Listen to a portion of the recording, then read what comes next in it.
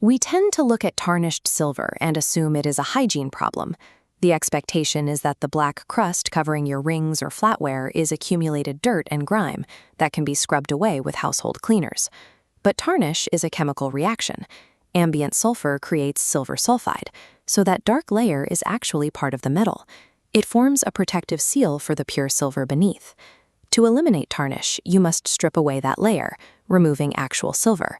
Every single time you cause a piece or drop it in a chemical bath, it loses a microscopic fraction of its total mass. The original factory surface is slowly erased. Because any cleaning process actively destroys the base metal, treating a cheap everyday ring with the same method as a rare historical artifact guarantees you will eventually ruin the artifact. To avoid permanent damage, we evaluate silver through 3 distinct risk profiles, like everyday items, historical heirloom pieces, and financial collectibles. Determining which of these 3 profiles your item fits into requires a careful examination of identifying marks. These hallmarks tell you if you are holding solid sterling silver or a less valuable base metal that only has a micron-thin plating of silver on top.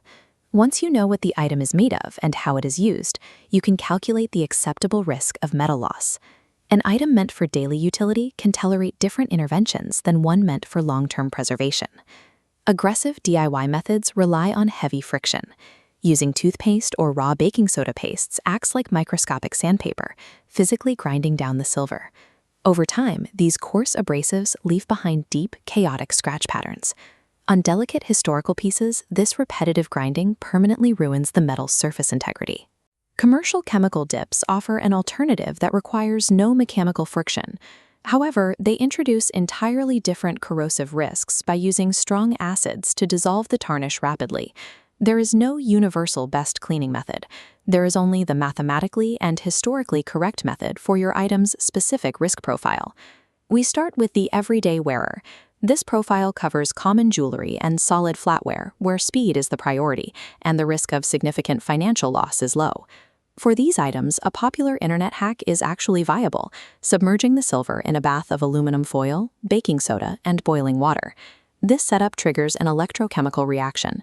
The baking soda acts as an electrolyte, allowing the sulfur bonds on the silver to break apart and migrate across the water to bond with the aluminum foil instead. It reverses the tarnish almost instantly without requiring any destructive mechanical scrubbing. You preserve far more of the base metal than you would by rubbing it with an abrasive paste. The aesthetic trade-off is that the electrochemical reaction leaves the silver with a dull, matte finish. You must follow up with a light buffing using a soft cloth to restore the shine. This method does carry a critical safety risk. If your item has hollow cavities, like lightweight jewelry or hollow knife handles, the boiling water can leak inside through microscopic seams and become trapped, causing rot from the inside out. The electrochemical foil bath is the optimal, high-efficiency solution exclusively for solid, everyday silver items with no internal cavities. The second profile is the heritage custodian. When dealing with intricate heirlooms like the Bryant vase, preserving the original factory finish is paramount. Commercial chemical dips are fatal to these items.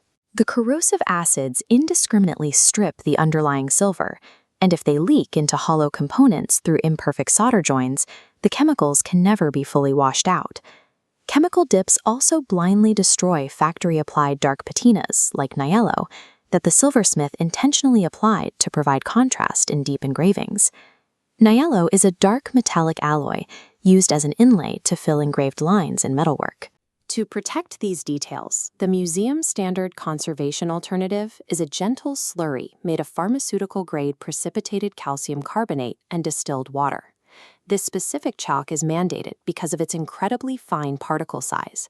It polishes the surface without leaving the coarse scratch patterns typical of household abrasives or regular ground chalk.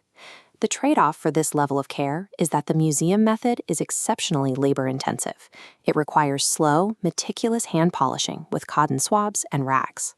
For historical heirlooms, protecting the item's structural integrity and original artistry makes the extreme manual labor of a calcium carbonate slurry the only responsible choice. The final, highest risk profile belongs to the numismatic investor. Numismatic refers to the study or collection of currency, including coins, tokens, and paper money.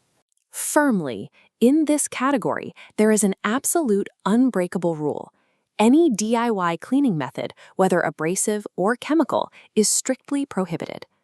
This chart shows the market value of an original, naturally tarnished rare coin compared to an identical coin that has been cleaned. Cleaning instantly destroys 20 to 30% of the coin's numismatic premium. Professional grading services easily detect DIY chemical dips and abrasives. They look for the unnatural, falsely bright appearance and the altered microscopic flow lines that create a coin's natural luster.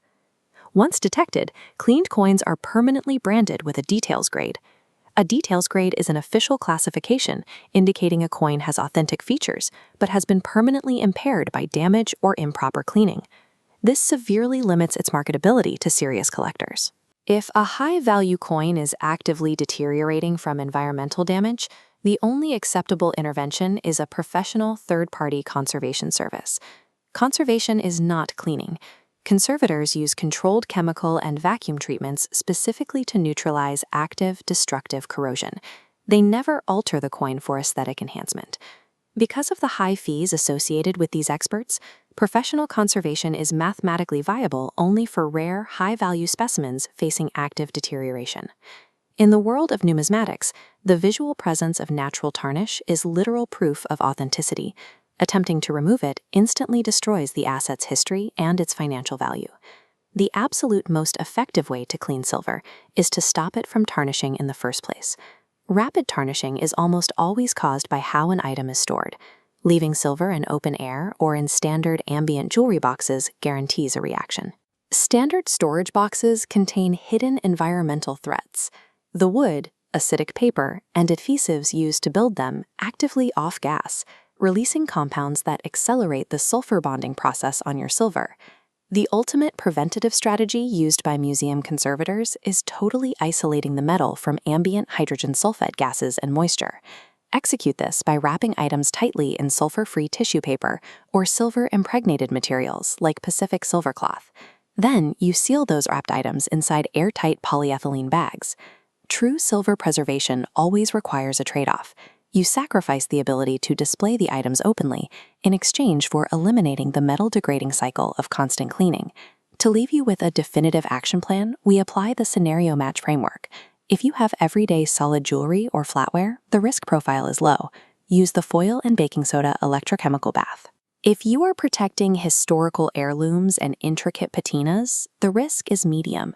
Commit to the labor-intensive calcium carbonate slurry. If you hold rare coins or financial collectibles, the risk is extreme. The rule is absolute non-intervention or professional conservation only. Tarnish is just an inevitable chemical reality, but the permanent destruction of your silver is a choice